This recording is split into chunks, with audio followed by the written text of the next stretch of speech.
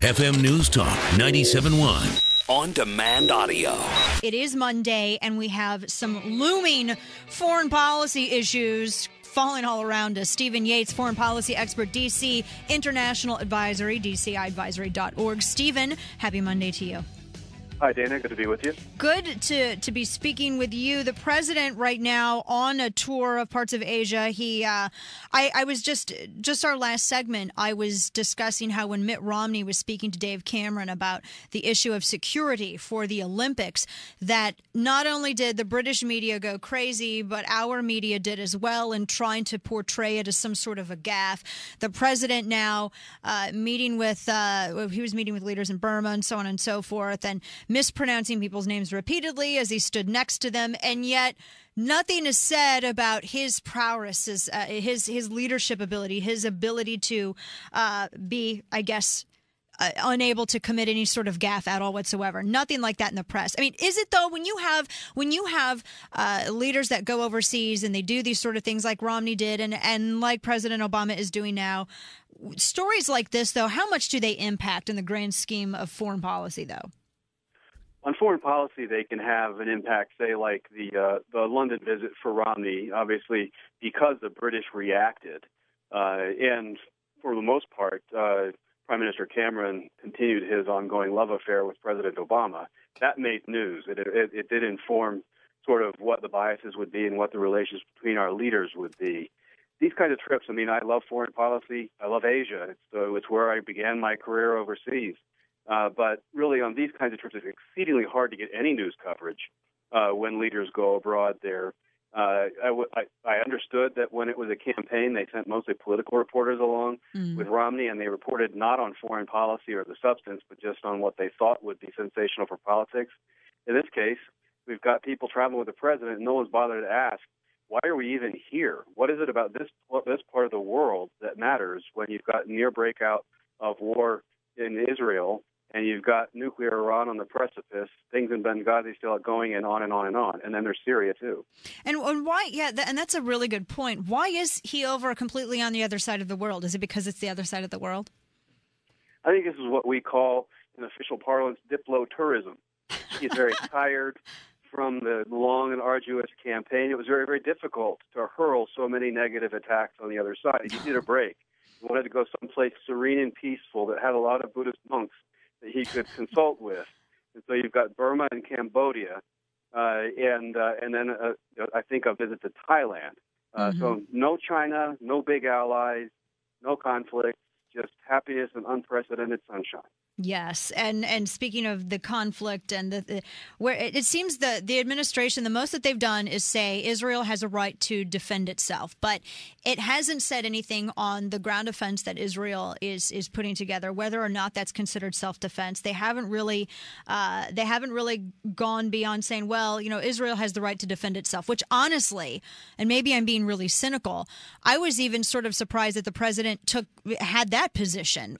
Were you, or is this something that you think that no reasonable person could say that they wouldn't? I don't know. Just considering the 67 border remark and everything else that this administration's done, I was kind of shocked that they held that position.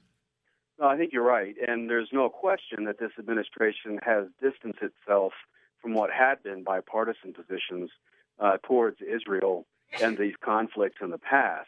The administration seems to want to position itself as some kind of an honest broker, which is decidedly not an ally to one of the parties. And so perhaps if you want to be an honest broker, just as you continue to try to bow towards the Palestinians, the terrorist groups that are running governments in that region, you also maybe need to bow towards Israel in some sense. Otherwise, Israel will not be at the negotiating table when you want to convene your summit either. Right. The whole situation with the Egyptian prime minister in Gaza right now, touring Gaza and meeting, doing all these photo ops with the Hamas leader. They had him in a photo with he and the Hamas leader were carrying this dead child through the streets, and they were trying to say that the child was killed because of an Israeli rocket. Turned out it was a Hamas rocket that actually killed him. And there are several more of these instances where he keeps popping up, and I understand that he's supposed to be there trying to talk Hamas down off the cliff. But to me, it seems that that's just sort of like a veneer. I don't think that he has any interest in doing that at all whatsoever. He wouldn't. I mean, obviously, he has to know that some of these photos he's participating in, these are photo ops, all of this. This whole what do you make of this whole situation and the fact that Congress is still, even after all of this, mulling over whether they're going to send $1.5 billion in aid to Egypt? Yeah, well, the aid question just needs to be off the charts, and it's astonishing it isn't yet. But when it comes to this situation, I mean, I for one, I don't know all in any case, but I have no clue that the Egyptian government knows what it thinks it's doing. And if it knows what it thinks it's doing, that it has the capability to really turn what essentially have been international terrorist organizations who have taken over partially or wholly sovereign states in the region to engage in war in Israel. And so it's absolutely correct, as you say. I mean, he's participating in an enormous amount of propaganda. Most of the street, as they say, is going to see only the propaganda, which seems like an endorsement, an elevation of their status. Not some call to moderation, not some turning a corner, not some olive branch to the other side. I see this as extremely dangerous. Israel all the more isolated. And the United States, for the most part, seems to have outsourced its foreign policy to Egypt on this. I mean, Hillary is traveling with the president in Southeast Asia in a place that has nothing whatsoever to do with this. And so who's taking the lead? The new Egyptian government. It just shows that when power leaves a vacuum, others are there to take advantage. And I just don't see this going well for us or our allies. Especially when you read the headlines that rockets were fired from Egypt that hit Israel, and they say that, well, it's terrorists in the Sinai Peninsula, but I just can't. Do you think that there's any? Do you think that the Egyptian government would be behind it, or is it just some independent terror cell that just used Egyptian ground? Well, I think it comes back to a usual assessment of capabilities and intentions. And if they lack the capability to control developments in their own borders, then why in the world would we entrust or empower them to go beyond their borders to try to manipulate other conflicts? And so if they lack that capability, you better go home and get your own house in order. If they do have that capability, then it gets back to intention. Then they become a verifiably more dangerous entity. If they have the capability to draw these people down and are not, at the same time, they seem to be, in a very public way, emboldening bad elements in another conflict. That's very, very different Middle East.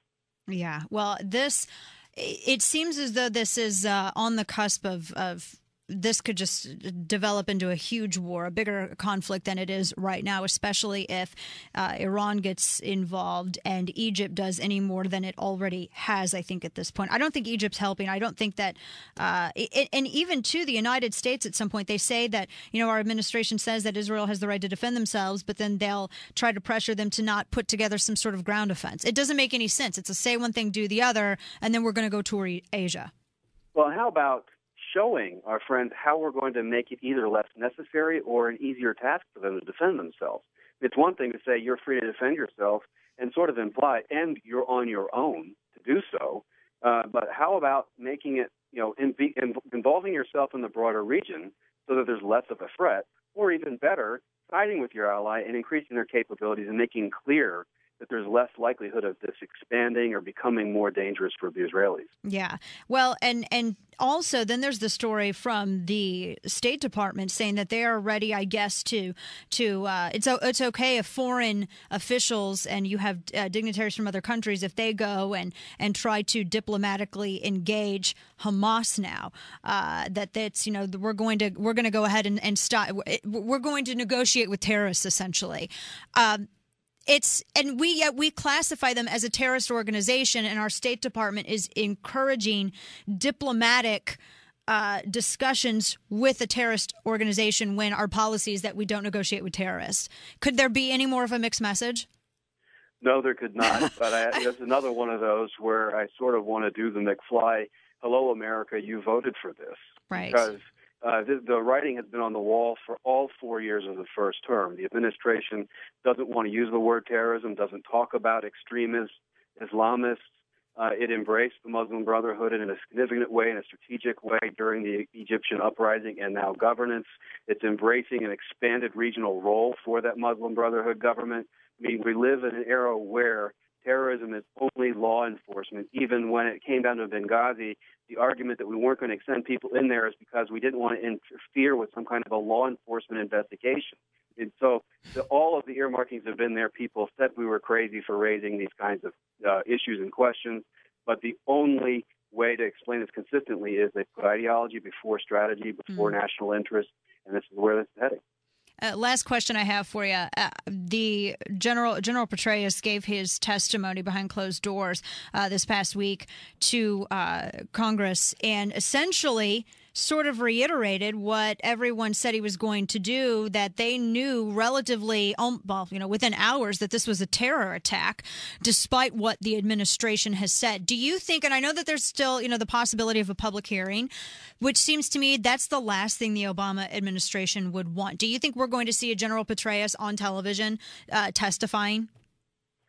I think, yes, we'll have General Petraeus testifying at some point just because he'll be a private citizen. He can be called. He seems to want to shape his image going forward. I think House Republicans and Senate Republicans need to really hold firm on this. We were lied to. We were manipulated by our government. It's unclear whether General Petraeus was a willing or an accidental participant in it, but I am disappointed in his role in the entire process.